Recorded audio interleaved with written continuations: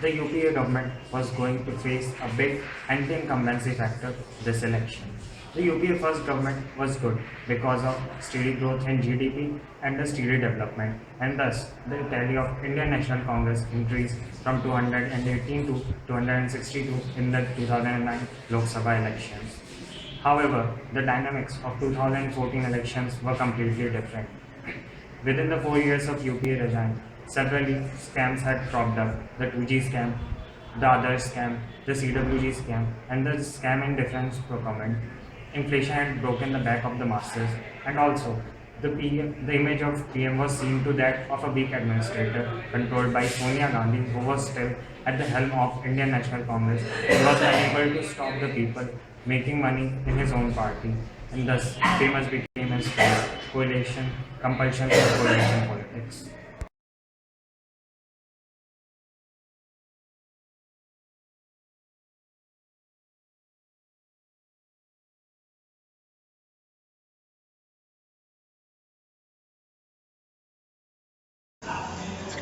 The fledgling UPA desperately needed a facelift.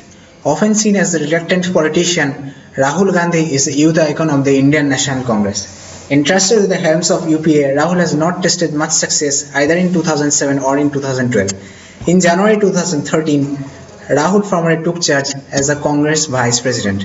In September 2013, he openly criticized the Prime Minister and his government, thus making a national pitch.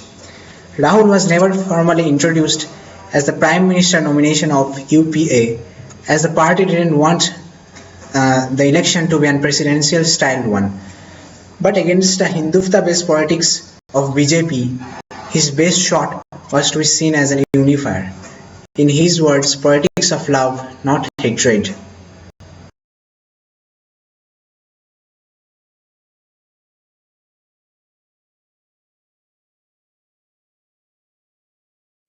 After being selected as a Chief Minister candidate for the fourth time in Gujarat, voice becomes louder for Narendra Modi to take a larger role in the Bharatiya Janata Party, as a result of which he was appointed as a member of the parliament of the BJP's parliamentary board.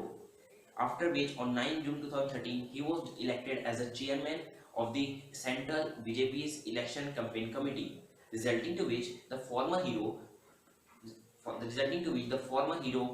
Lal Krishna Advani is resignated from all his posts, and however on the next day he withdrew his resignation on the urging of RSS. In September 2013, BJP announced BJP announced Narendra Modi as their Prime Minister candidate for the elections of 2014. Modi attacked UPA government on all the grounds, including the inefficiency and the corruption.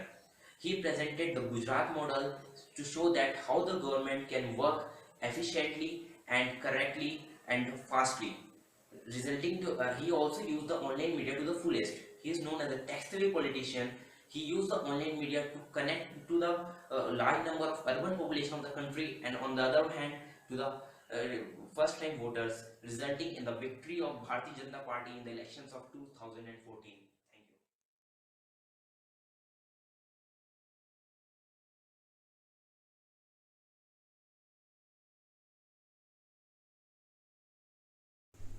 With the large number of Lok Sabha seats being in states such as Uttar Pradesh, Bihar, West Bengal, Maharashtra, Andhra Pradesh, and Tamil Nadu, the regional parties had an important role to play in this election.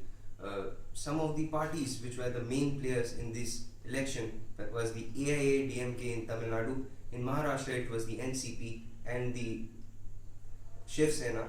In Uttar Pradesh, the Samajwadi Party and the Bahujan Samaj Party, the JDU in Bihar, in the Trinamool Congress in West Bengal. So these parties, instead, some of them decided to go for have pre-poll alliances with either the UPA or the NDA, while others decided to go alone, hoping to be the kingmakers in this battle for the elections. A new party, an interesting party, the Aam Aadmi Party, decided to jump into the elections with 434 candidates which were contesting for the elections, and as this was offset from the Anna Hazare movement, the face of the party, Arvind Kejriwal, decided to contest against PM candidate Narendra Modi from Varanasi, while Kumar Vishwas, another AAP leader, decided to contest against Rahul Gandhi from the Amethi seat.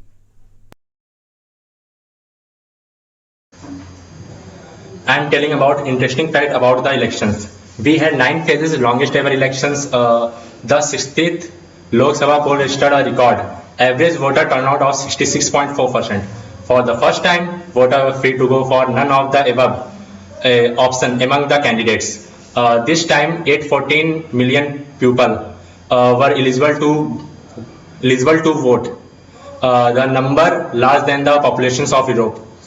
We had 10% first-time voters, about 50% of populations below 25. We had 9,30,000 polling stations and 1.1 crore personnel. Year mandate was given to Narendra Modi led NDA with the BJP winning 282 seats. This was the first single majority party in the Lok Sabha since 1984 and the first majority obtained by non-Congress party. The Congress suffered its first defeat much worse than in 1977 after the emergency.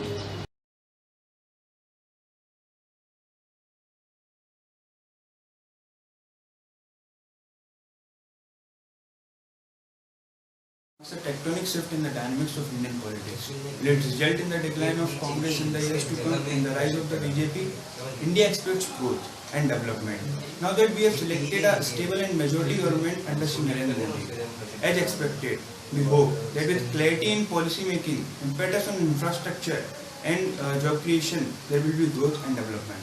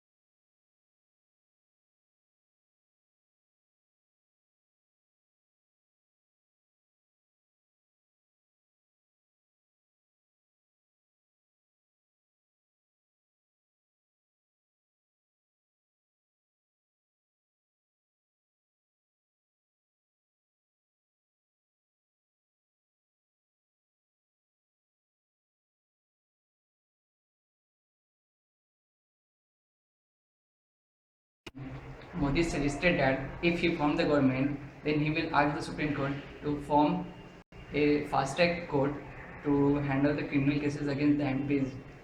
135 MPs now have a criminal cases pending against them. 13 of the first 44 members have criminal cases against them, and then 35% of the BJP's MPs have a criminal cases against them. And among 8 of the MPs, they have a critical criminal cases against them. But till now, nothing has happened. No such fast track court has formed. Thank you.